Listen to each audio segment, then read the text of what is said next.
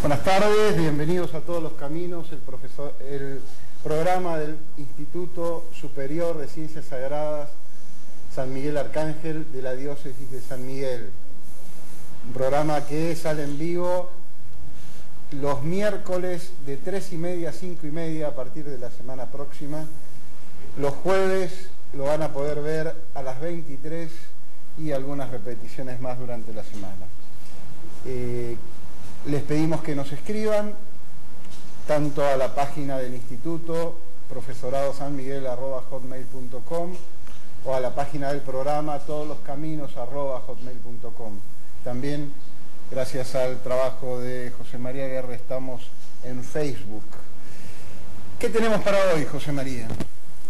Bien, volvemos nuevamente a dedicarle el programa a una película. A diferencia de otras veces, cuando lo hicimos con Into the Wild, esta vez es una película que todavía no ha llegado a la Argentina. Y me estoy refiriendo a La Última Cima. Una película muy particular, una película que se estrenó en España a mediados del año pasado, cuyo director, Juan Manuel Cotero, tuve la suerte de poder conocer cuando hizo un viaje relámpago a la Argentina, presentándola en muchos países de Latinoamérica y también en Estados Unidos. Una película que en España hizo furor y llegó a estar más de 22 semanas en cartel, convirtiéndose en el documental más visto en la historia de España. Y sin embargo, una película sobre la vida de un sacerdote, que tiene la característica principal de ser simplemente y llanamente un buen sacerdote. Pero antes de seguir hablando acerca de la misma, queremos pedirle al director que nos pase el tráiler de la película, ese tráiler en donde ustedes van a poder conocer a dos grandes personajes: Pablo Domínguez, el protagonista del que la película relata su vida, y Juan Manuel Cotero, su director.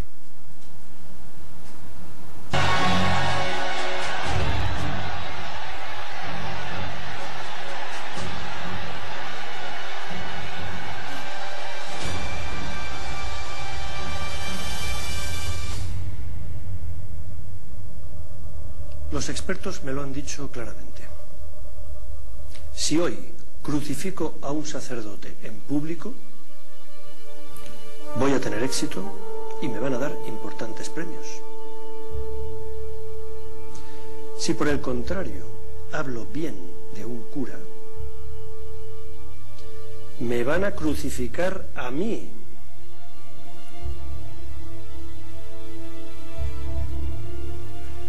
Pues tengo un problema, porque he conocido a un sacerdote buenísimo, sí, y me encantaría contarlo. Espero no defraudar en exceso. A primera vista, se podría pensar que la vida de Pablo no da para una película, porque no es pederasta, no es mujeriego, no es ladrón, tampoco es exorcista, no es misionero en la selva, no es el fundador de una nueva institución en la Iglesia, no es ni siquiera párroco. Y sin embargo, estoy convencido que Pablo merece la pena ser conocida, porque Pablo es nada más y nada menos que un buen cura. Nuestra meta es la verdad. Oye, Cristo resucitó. ¿Cómo va a resucitar? Todo lo que yo no entienda no existe. Tú eres Dios. Esto es una dictadura. En este ambiente empezamos a movernos. Yo fui a esa conferencia sin ganas, pero aquel cura me cayó muy bien, porque era provocador, era irónico, era incisivo. Se atrevió a decir que para creer en Dios hay que usar la cabeza. Yo digo esto simplemente porque se me ha dicho. No. Es que es una belleza poder descubrir cómo con la razón uno descubre la razonabilidad de la fe. Al terminar la conferencia hablé con Pablo durante 1 minuto y me dijo: si te puedo ayudar en algo, pídemelo. Y yo pensé: qué amable, nos volveremos a ver. Pero al cabo de 12 días Puse la televisión para ver las noticias y me encontré que Pablo se había muerto. La Guardia Civil ha encontrado hoy los cuerpos de los 2 montañeros desaparecidos este fin de semana en el Moncayo. Ya está de Medicina Legal de Zaragoza, donde mañana les harán la autopsia. Se fue de excursión a la montaña y se murió con 42 años.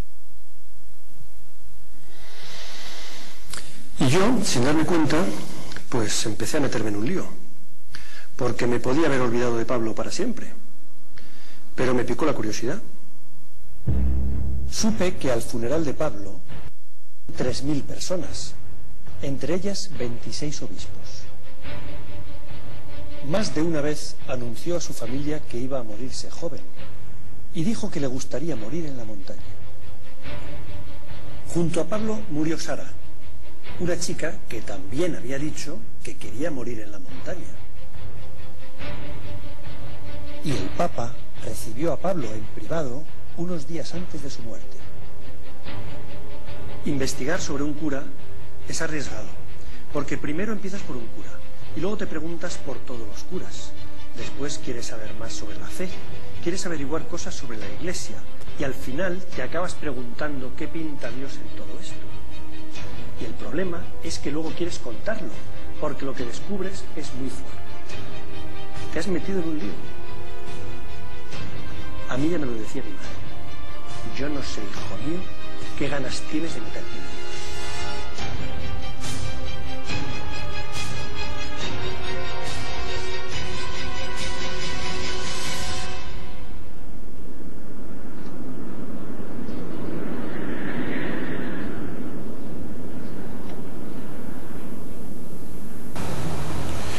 Creo indudablemente que todos los televidentes que nos hayan acompañado durante el tráiler de esta película tienen que haber sentido esa conmoción interior de ver estos primeros 5 minutos que realmente nos presentan algo extraordinario. En estos tiempos, si crucifico a un sacerdote en público, me alabarían, me aplaudirían. Y sin embargo, si hablo bien de un sacerdote, ¿no será que me van a crucificar a mí? Son tiempos difíciles, Franco, son tiempos de persecución, son tiempos complicados y sobre todo, lo más grave, son tiempos donde pareciera que no encontramos modelos, no encontramos a quién seguir. El tema principal, yo creo que va a presentar el director acá de la película, es la atracción que tiene lo bueno, lo bello y lo verdadero. Pablo es una figura realmente atractiva, una figura, en otras épocas hubiéramos dicho modélica. Es curioso cómo han cambiado los tiempos, porque la esencia de la educación en otros tiempos era justamente presentar una figura atractiva para que la podamos imitar. Por ejemplo, en historia, si estudiamos historia, lo que queríamos era tener un modelo para poder imitar. San Martín es el padre de la patria, ¿por qué? Porque nos ha demostrado con su vida, con su generosidad, la capacidad que se tiene de obrar generosamente, sin deseos bajos, sin buscar el provecho personal. Y sin embargo, la cultura de nuestros días busca otro camino, ¿no? Las biografías están muy de moda, pero no las biografías para señalarlos lo bueno de las personas, sino todo lo contrario. La desmitificación, la biografía oculta o no autorizada, parece ser lo que atrapa más. Y sin embargo no es cierto, ¿no? Yo creo que un poder fabuloso que tiene La Última Cima va a ser el de atraparnos en algo bueno, de atraparnos, de fascinarnos con una figura enamorada de Dios en primer término, enamorada de la bondad, de la gente, de la belleza y de la verdad. Una figura muy particular, una figura que se caracteriza sobre todo y se caracterizó en su corta vida, falleció a los 42 años, por mantener siempre su sentido del humor. Hay una escena de la película que a mí me llegó muy profundamente, donde a una señora se le pregunta en la calle rápidamente, ¿usted conoce algún sacerdote que es con buen humor? Y la señora duda. A ver, entendámoslo, indudablemente que los hay, y son muchos los que también, por las preocupaciones del mundo, por las angustias, vamos perdiendo, no la fe, pero sí el humor. Ese humor, esa alegría, que no es cinismo, que no es ironía, de eso hay mucho en nuestro tiempo, sino esa alegría que tenemos aquellos que sabemos que Cristo ha resucitado, que la verdad, el bien y la belleza vencen, no pueden ser aplastadas, no pueden ser destruidas. Pablo es un hombre de humor, y por justamente ese humor llega a todos los hombres, llega a todos los grupos. Y es por eso que me gustaría, ya que hemos anticipado el tráiler de la película, ahora meternos un poquito más en su forma de enseñar, su forma de entender la filosofía, la teología. Les vamos a compartir un pedacito de una conferencia, no esa última conferencia de la cual habla Jaume Manel, sino un pedacito de una conferencia en una mesa, un debate entre ateos y creyentes, donde Pablo en pocos segundos se gana no solo el auditorio, sino también a los científicos ateos que dialogan con él. Más allá de la riqueza filosófica y teológica de lo que van a escuchar, que es impresionante, fíjense la sencillez y la humildad con que él cuenta cosas tan grandes y tan maravillosas que son el centro, el núcleo de nuestra fe. Le pedimos al director entonces el segundo video del programa de hoy.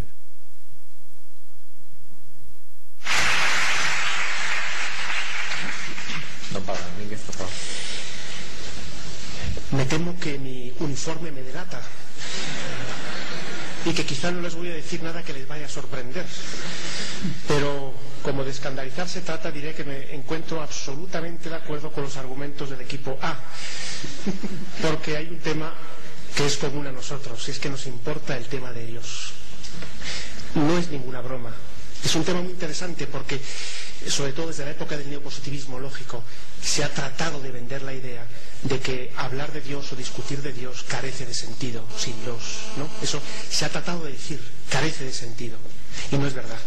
Por eso digo, y medio en broma, pero más bien medio en serio, que es mucho más, por tanto, lo que nos une al tratar el tema de Dios quizá que lo que nos separa, porque la preocupación por ello es propio del hombre.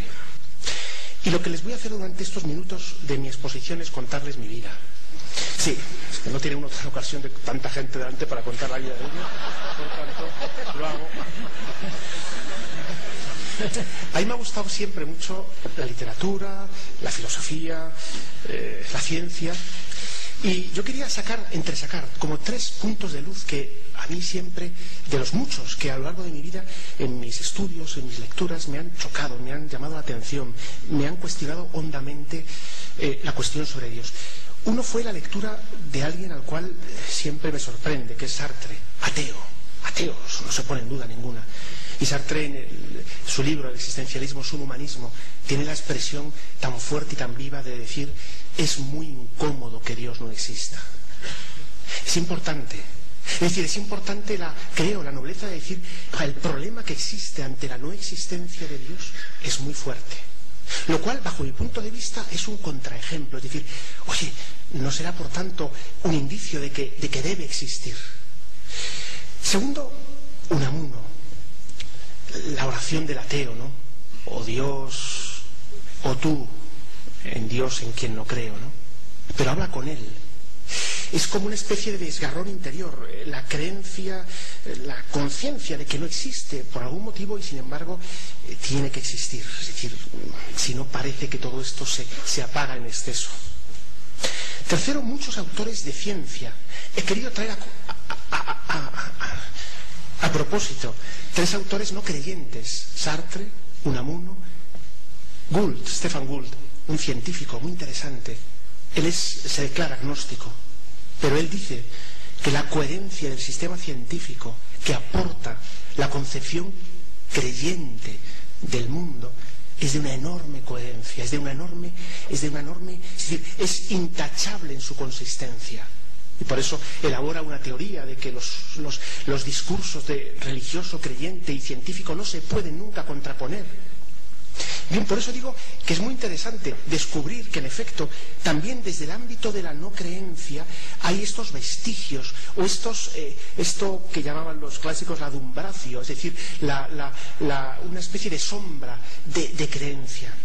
Sin embargo, en el estudio, creo que me quedan todavía 12 minutos, en el estudio del tema, a mí lo que más me ha llegado, me he dedicado a la epistemología, a la filosofía de la matemática, estas cosas, y a mí una cosa que me sorprendió fue lo que todos ustedes lo conocerán, el famoso congreso que Hilbert hizo el año 1900, famoso por todos. O sea, Hilbert, un tío simpaticísimo, decidió reunir a los mejores matemáticos científicos de que el mundo existía en el 1900 en París y decide proponerles el programa hilbertiano, es decir, vamos a conseguir de nuevo la reestructuración del sistema racional mundial, es una especie de nueva enciclopedia, pero por procedimientos puramente algorítmicos, ¿no? Matemáticos, rigurosamente lógicos. Bueno, lo que consigue en la siguiente reunión que hace con ellos es justo haber demostrado lo contrario, es decir, que para mostrar que todo lo que vemos, vivimos, es coherente, es necesario un principio que está más allá de lo que vemos y tocamos. En fin, dicho con palabras un poco así divulgativas, que el principio que demuestra la coherencia de un sistema no pertenece a ese sistema. Por tanto, lo que sí estoy convencido en que todos estamos de acuerdo es que existe un límite más allá del cual algo hay, porque los límites tienen dos partes. Los límites tienen dos partes, lo que vemos y lo que no vemos. Bien, hasta aquí la primera parte. La segunda es muy sencilla. Es muy sencilla porque en todo este proceso, que no tengo ninguna duda de que te conduce a vestigios de que Dios existe, aunque siempre está esa pregunta, exactamente ¿qué es Dios? ¿Quién es Dios? La segunda parte es que, claro, en mi caso concreto, antes de buscarle yo a él, me encontró él a mí. Puede parecer una cuestión así puramente propagandística, pero no lo es. La experiencia de quien se ha encontrado con Dios es algo profundamente serio e intelectual. Es decir, no es una mera cuestión sentimental, aunque el sentimiento interviene. Lo que pasa es que la armonía que existe entre lo que creo, y acabo, y lo que he recibido por la fe, es admirable. Es decir, la sintonía es tan admirable que ante estas cuestiones de Sartre, de Unamuno, de Gould, veo que efectivamente la respuesta de la fe, del Dios que me ha hablado, es fundamental, se acopla perfectamente. A eso sí, y para acabar, es verdad, por tanto, que yo puedo decirlo, y lo digo así, sé que Dios existe, pero también diré una cosa, lo que también sé es que es muchísimo más lo que no sé de Dios, es muchísimo más lo que desconozco de Él, y sí sé que no sé todavía cómo es, que necesito verle más, que necesito conocerle más, y por tanto, mi sabiduría, entre comillas, a lo que me lleva es sobre todo a la profunda humildad de la razón o humillación de la razón de decir, Dios mío, eres demasiado grande como para poder conocerte. Lo que pasa es que tú te has dado a conocer. Nada, muchas gracias. ¿Por qué enseño más bien la nada? O dicho de otro modo, las cosas contingentes, las que yo, por ejemplo, que no fui y ahora soy, y después en principio parece que dicen algunos que dejaré de ser, que es mentira, pero bueno, y dice al final uno, todo esto es un problema pero real, existencial, o sea, yo no sé, yo digo lo que decía Nietzsche, desconozco que sean los problemas puramente intelectuales, porque efectivamente aquí se ha producido una cosa muy interesante, y es que este debate, que era muy profundo, es muy serio, pero puede producir a veces la impresión, ¿no?, de que son problemas puramente intelectuales, que le importan solo a los catedráticos que se dedican a la arquitectura conceptual, y sin embargo, no, Nietzsche decía, desconozco que son los problemas puramente intelectuales. Yo ciertamente esta cuestión a mí me preocupa, es decir, es que si existe Dios, la vida se ve de un modo, si sé que existe Dios, si no lo sé, se ve de otra. Y lo cierto es que son dos formas de ver la vida que a mí, que me tengo que situar necesariamente, y las consecuencias de ambas dos son tan grandes que no puede ser que ese problema me deje indiferente.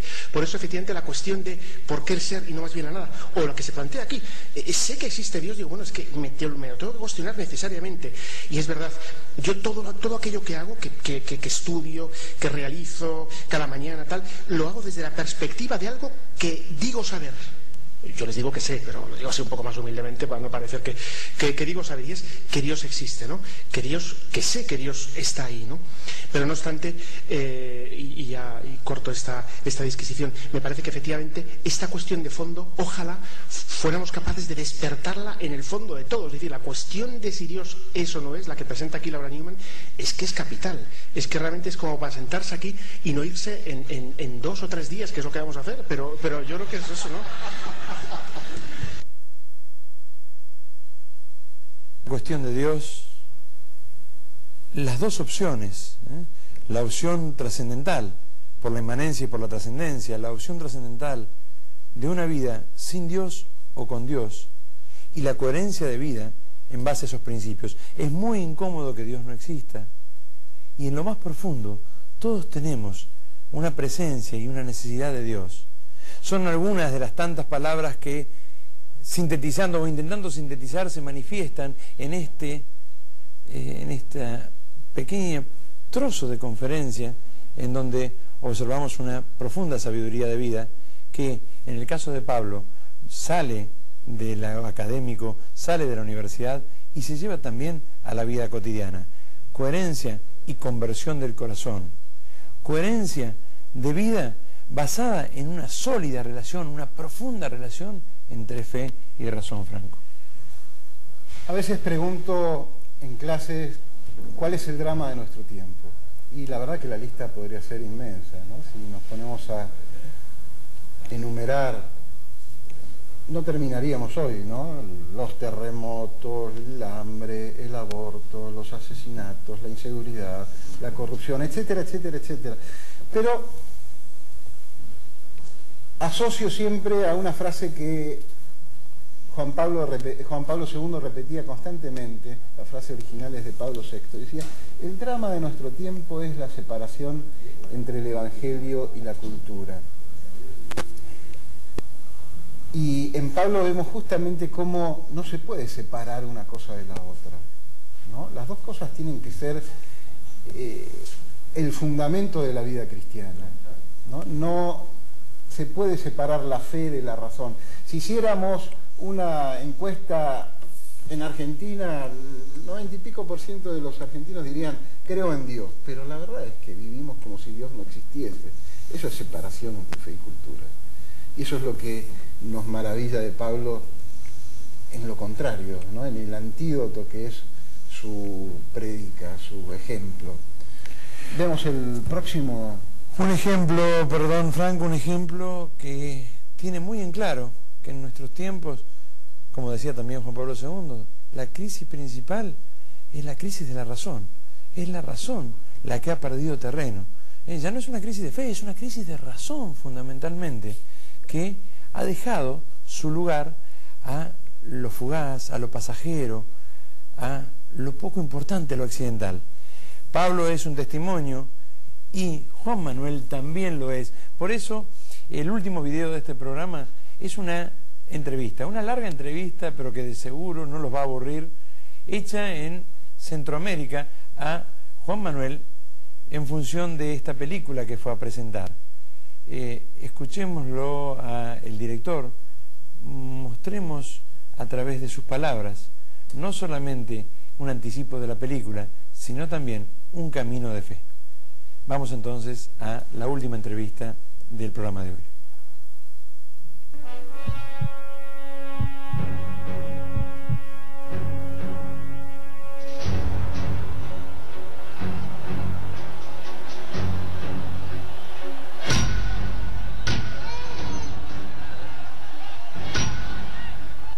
Hoy estamos con Juan Manuel Cotelo, que es director de la película La Última Cima. ¿Qué quiere transmitirnos con ella? Bienvenido a nuestro programa. ¿Qué tal, Susana? Muchas gracias. ¿Qué nos quiere transmitir? Bueno, pues la película es muy sencilla. Yo la resumo en: te presento a mi amigo Pablo, una persona a la que yo no quise conocer, un sacerdote estupendo, que durante 3 meses, mi amigo Antonio, que es muy pesado, me quiso presentar. Tienes que conocer a este cura, tienes que conocer a este cura. Y yo no tenía ninguna intención de conocer a ningún cura. Ya conocía curas, pero no pensaba que me fuera a aportar nada nuevo, ¿no? De ahí a una película hay un gran trecho. ¿Qué es lo que le cautivó de Pablo? El proceso es, primero me niego a conocerle, luego le conozco para quitarme de encima al pesado de mi amigo. Grabo una conferencia, yo como cámara, sin prestar ninguna atención a la conferencia. Yo fui dispuesto a dormir y de paso a aprender a manejar una cámara que acababa de comprar, ¿no? Hablo con él durante 1 minuto en el que me dice: si te puedo ayudar en algo, pídemelo. Espero no defraudar en exceso.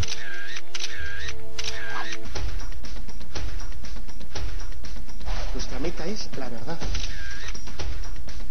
Oye, Cristo resucitó. ¿Cómo va a resucitar? Todo lo que yo no entienda no existe. Tú eres Dios. Cuando fallece 12 días después en un accidente de montaña, primero descubro que también él era montañero, porque es mi afición también. Y mi amigo va y manda un email a mucha gente con copia a mí diciendo: Juan Manuel va a hacer una película sobre el sacerdocio. Y yo me agarré un cabreo en ese momento, contesté a todos: no voy a hacer ninguna película sobre el sacerdocio, porque mi intención fue regalar esa conferencia a las 3.000 personas que fueron a su funeral. Yo pensé, bueno, esto es mucha gente, ¿no? Pero cometí el error de entrevistar a una persona para que me hablara de quién era Pablo, para presentar la conferencia. Me habló tan bien que yo no me lo creí y pensé: exagera, nadie puede ser tan bueno. Yo digo esto simplemente porque se me ha dicho. No, es que es una belleza poder descubrir cómo con la razón uno descubre la razonabilidad de la fe. Es curioso cómo en el momento que estamos con tanto ataque a la Iglesia surja precisamente esta película. Es como nos llama tanto la atención lo malo, nos olvidamos de lo bueno. Es como si mañana en el océano hay un vertido de crudo y el chapapote con una superficie de 5 centímetros es capaz de impedirte ver la belleza del océano. O sea, una mancha de mierda que sale a flote te impide ver la profundidad. Y eso puede pasar en la Iglesia también, que es un mar profundo, de agua limpia, pero en la que de repente aparece un pez muerto. Y el pez muerto llama la atención, mucho más que el pez vivo. Y el agua sucia llama mucho más la atención que el agua limpia. Y la propia agua la rechaza. El aceite, mezclado con el agua rechaza el aceite, lo manda a la superficie, ¿no? Entonces, al final, la balanza se compensa, aunque sea un poquitín, muy poquitín, con el mensaje de: esto está lleno de gente buena, esto está lleno de sacerdotes buenos. Y aunque hablemos mucho de los malos, eso no quita la verdad. Y es que de 400.000 sacerdotes que hay en el mundo, no está hecha la estadística, ni me la voy a inventar yo, el 99% son sacerdotes muy buenos. ¿Qué trucos ha utilizado, tomando como ejemplo a Pablo, para hablarnos de los sacerdotes? Bueno, no hay trucos, realmente. El truco es: vamos a tratar de reflejar la realidad de cómo era este señor. ¿Pablo era un tío divertido? Bueno, esta película tiene que ser divertida. No podemos hacer una película aburrida. Si hablas de Pablo, no puedes aburrir. Era una persona para todos los públicos.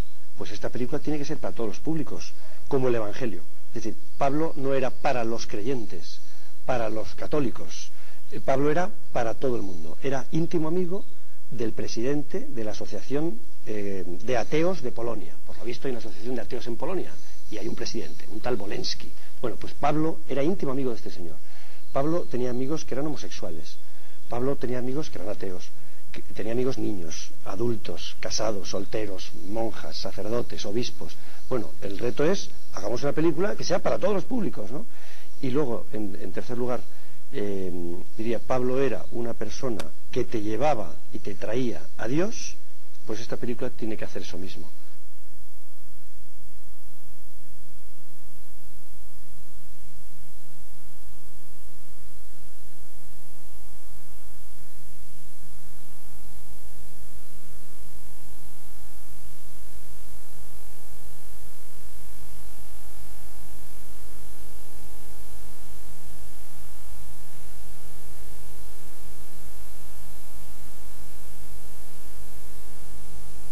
¿Qué le ha dejado al director este Pablo Domínguez? Mira, diría que muchas cosas, pero por simplificar, buscar una, diría ilusión. Pablo es una persona que es capaz de despertarte. Tú a lo mejor vives una fe con la que te has acostumbrado y con la que estás cómodo. Y dices: bueno, pues yo ya rezo, yo ya creo, no soy muy bueno, tampoco soy muy malo, y me va bien, ¿no? Y entonces estás a gusto en un mundo cómodo. Y entonces aparece un Pablo y te dice, oye, ¿y no te gustaría que te fuera mejor? Yo, como soy montañero, lo pongo con esta comparación. Es como si tú has subido a un monte de 3.000 metros en el Pirineo y estás encantado con el paisaje y dices, jo, qué maravilla, ¿no? Y qué bonito y tal. Y te viene alguien y te dice, oye, ¿no te quieres ir a los Alpes conmigo? Que hay picos de 4.000. ¿Tú sabes que existe el Himalaya? Que se puede subir más alto. Y entonces uno podría decir, bueno, pues que yo no puedo, yo no soy así, yo no puedo ir al Everest. Y entonces Pablo te dice, tú puedes subir al Everest con una condición, que te dejes atar por el único guía que te sube, que es Jesucristo. Y entonces descubres que con este guía tú te comes el mundo.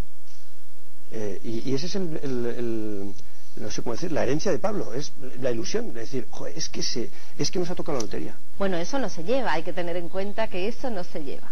Pero es que da igual, mira, lo que sí se lleva, y pienso que se llevará siempre, es la búsqueda constante de la felicidad. Somos devoradores de felicidad. Entonces buscamos la felicidad en el dinero y ¡pam!, fracasamos. No, aquí no está. Buscamos la felicidad en la salud. Y hoy es en Navidad que la gente dice, yo deseo salud, que es lo más importante en la vida. Bueno, no, estás comprando un billete que caduca. La salud, lo dicen el 100% de los científicos del mundo, garantizan que te vas a morir. Y entonces dices, bueno, a ver qué billete compro que me sostenga, ¿no? Y dices, apóyate en el hecho de que has sido creado por un Dios que no está lejos, sino que lo tienes dentro y que te quiere. Ostras, te cambia el modo de caminar. Y todo, incluido el sufrimiento, incluida la propia muerte, cambia de color. Pablo hablaba de la muerte y lo comparaba a un banquete. Decía, si celebramos los encuentros con Dios con un banquete, bautizo, banquete, primera comunión, banquete, boda, banquete. El gran banquete tendría que tener lugar después del funeral, porque celebramos el abrazo definitivo con Dios Padre. Es curioso que este sacerdote montañero terminara sus últimos días en esta última cima. Sí, es muy bonito. Mira, la última cima, el título surge de varias coincidencias. En primer lugar, de que el Moncayo fuera la última cima de más de 2.000 metros que a él le quedaba por subir en España. Podría haberse matado en otra, pero se murió en su última cima. El hecho de que las últimas palabras que se saben de él, dichas por teléfono a su familia, fueron, he llegado a la cima. Y el hecho de que todas las personas a las que yo he entrevistado, les lanzaba esta pregunta al final de la entrevista, ¿cuál ha sido la cima más alta a la que ha subido Pablo? Y todo el mundo me decía, la santidad. Y repito lo de antes, es una cima que nos puede parecer, porque yo creo que hasta el propio nombre suena raro, santidad suena a, ostras, santidad, esto es más que Everest. Y Pablo te dice, sí, la santidad empieza hoy, y no se hace de grandes proezas, sino de gota a gota. Tú puedes hacer un pequeño servicio a una persona y te estás acercando a esa cima. Incluso en este camino hacia esa cima tan alta, pasa como con el Everest, que para subir a un 8.000, tú subes a una cota de 5.500 y bajas al día siguiente a un campo base 4.800 y te aclimatas. Subes a 5.800 y bajas a 5.400. Que incluso las bajadas son avances hacia la cima. Y los tropiezos en la vida, el sufrimiento que puede parecer que estás yendo en dirección contraria a tu felicidad, te lanzan hacia la cima con más fuerza. Entonces, todo esto al final lanza al espectador la pregunta de decir, ¿a qué cima quieres subir? Porque a esa vas a llegar. Está claro que Pablo enamoró a Juan Manuel, pero también a la gente de su entorno. Si a mí me hubieran dicho hace, pues no sé, 3 años, que iba a ser un documental sobre un cura, a mí me hubiera dado la risa. Y hoy pienso que es lo más bonito que he hecho nunca. He hecho cosas divertidísimas para reírme y hacer reír. Y lo he conseguido. He hecho cosas para ganar dinero. Y al final obtienes el premio, has ganado dinero. He hecho cosas para ganar audiencia y las he conseguido. Y entonces cuando tú consigues esas pequeñas metas, sabes que no te llena. Y a veces tú te estás justificando con que, bueno, es que he tenido mucha audiencia, es que he ganado mucho dinero, y tú sabes, y no lo puedes explicar, que no es suficiente, que tú eres un devorador de belleza, y que o das con más belleza o estás inquieto. Entonces la sensación que tengo con la última cima es que he hecho algo que ha merecido la pena. ¿A nivel personal? A nivel personal, y también para el espectador. Esa sensación de decir, el espectador que vea esta película no le he hecho perder el tiempo, como a otros a los que sí les he hecho perder el tiempo. Les he engañado. No lo diga muy alto. No, lo digo con el absoluto convencimiento. Perder el tiempo o simplemente les he dado pues un alimento que caduca. ¿A quién más ha enamorado Pablo para que esta película haya salido adelante y esté en las pantallas? Pues mira, así te diría, en primer lugar, me viene a la cabeza Alexis. Alexis es un amigo mío, una persona que no es practicante. Yo le hablé de este proyecto y de otros vinculados con la fe, y le dije, mira, pues vamos a hablar sin miedo, sin temas tabú, de los temas espirituales que inquietan al hombre y a la mujer del siglo XXI. La gente, cuando habla de Dios en su casa o en una cafetería, ¿de qué habla? Bueno, pues de eso vamos a hablar nosotros, ¿no? Y luego está ilusionando mucho a gente que ya está fuera de control. O sea, cuando en 3 semanas recibimos en la página web 176.000 descargas de los primeros 5 minutos de película desde 80 países, y cuando la gente te escribe a la salida del cine, como por ejemplo un mensaje que nos llegó ayer, ¿no? Acabo de salir de la sala, he abortado, me gustaría que me presentarais a un sacerdote, necesito que alguien dé sentido a esto. Bueno, tú ya dices, esto está fuera de control. O sea, ya lo que Dios, y lo digo ahora sin ningún tipo de matiz, lo que Dios pueda hacer a través de esta película para tocar el corazón de las personas está fuera de nuestro control. Y lo que cada espectador quiera hacer con la película está fuera de nuestro control. O sea, viva la libertad. Si alguien sale del cine y dice, menuda castaña, oye, viva la libertad. Nadie te obliga a que te guste esto, ¿no? ¿Dónde está esa clave para los correos que le llegan y todas las opiniones que están recibiendo? Yo pienso que la clave es estar abierto a la sorpresa. Estar abierto a la sorpresa, no solo con la película, sino con la vida. El que piense, documental. O sea, prepárate a ver a las tropas alemanas en blanco y negro entrando en no sé qué ciudad con una voz en off que te lo cuente. Bueno, esto no es así. O esperas ver un documental sobre naturaleza, la reproducción del lince, las ballenas inmigrantes. Bueno, no es así. Entonces, primero, sorpresa. Segundo, alegría. Creo que a todos nos gusta dar con gente alegre. Yo te veo a ti, la sonrisa que tienes, y dices, qué gusto, te contagias la alegría, ¿no? Entonces, esa película contagia alegría. Y ya el que quiera sufrir tiene otras muchas opciones fantásticas para meterse a tirarse de los pelos, ¿no? Y la tercera sorpresa, diría, la puerta abierta a que hagas lo que te dé la gana a partir de ahora. No es una película que concluye. Nos hemos propuesto lanzar preguntas, no dar respuestas. Nosotros lanzamos la pregunta al espectador, y es el espectador el que hace lo que quiere con su respuesta, ¿no? Y por ahí puede ir las claves. Y también, añado, el agradecimiento a los sacerdotes. Hay mucha gente que está dando las gracias a algún sacerdote que conoció en su vida o que conoce en forma de entrada de cine. Tal vez para compensar esa saturación de mensaje negativo, gente que dice, bueno, es que yo tengo un amigo cura. Hay una persona que dice en el documental, yo soy más feliz por haber conocido a los sacerdotes. Bueno, y a lo mejor nunca les has dado las gracias, nunca sabes. Hay gente, entre los que me incluyo, que no sabemos ni el nombre de nuestro párroco, ¿no? Pero le utilizamos. Me bautiza mi hijo, me confiesa, me da la comunión y no sabes su nombre. Entonces, ya digo, hay mucha gente que está yendo al cine como una manifestación de agradecimiento a los sacerdotes. 3, 2, 1, grabando, palabras para el director. Invítenos a ver la película. Pues nada, estáis invitados. Espero que la veáis, que os guste, que os emocione y que os salpique, porque la última cima tiene esa capacidad de salpicar al espectador y provocarle a una vida mejor. Esa es la verdad.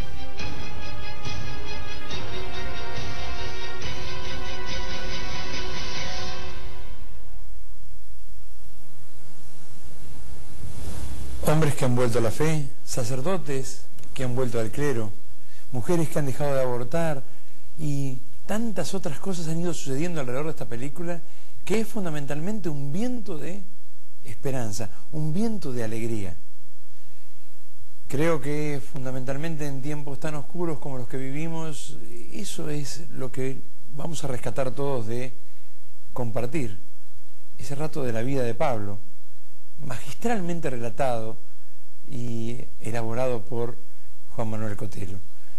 Una película que un conjunto de personas ya está intentando y llevando adelante con todo el esfuerzo de que venga a la Argentina, y que calculamos que en pocos días más tendremos entre nosotros.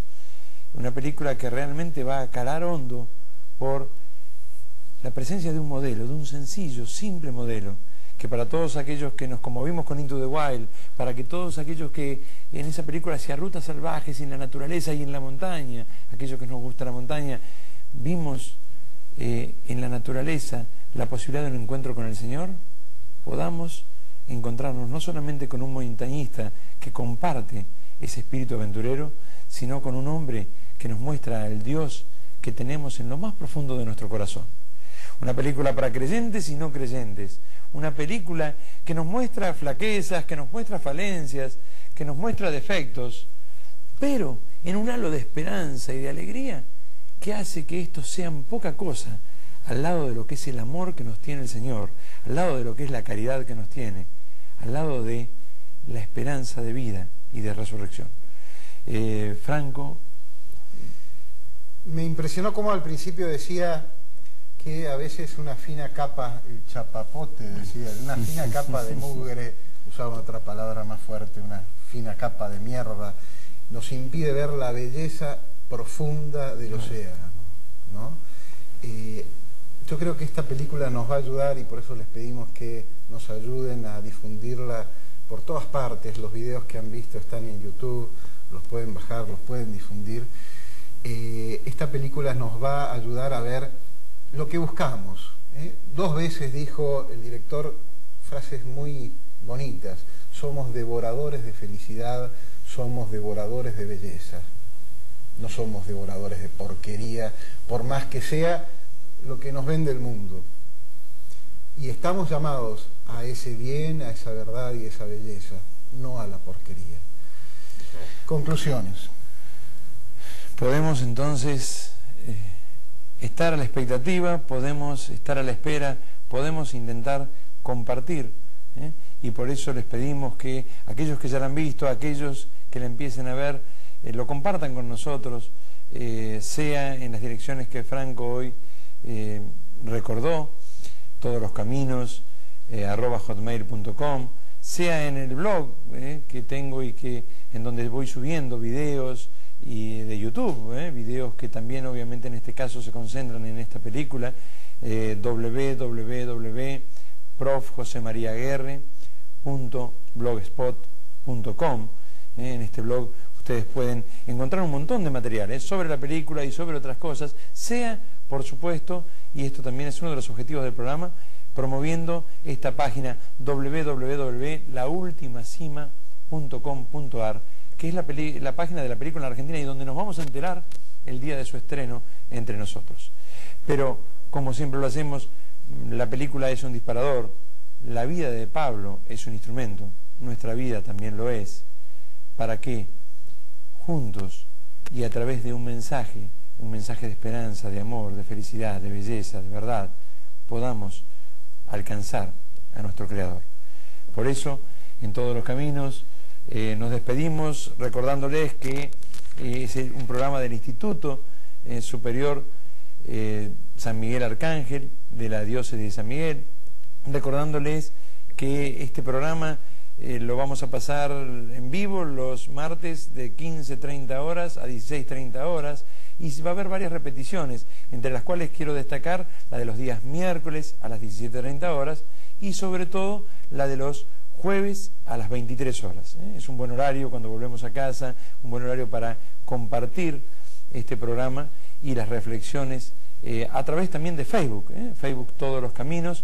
Tenemos esa cuenta en la cual podemos directamente compartir, en general cuando el programa sale al aire nosotros estamos allí en Facebook para poder comentar, dialogar con ustedes.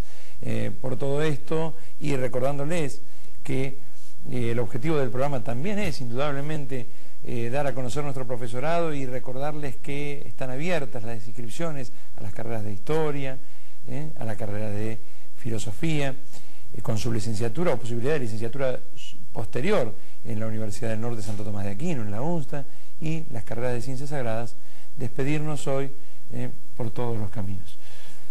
Muchísimas gracias por haber estado en este programa con nosotros. Hasta luego, hasta la próxima, si Dios quiere.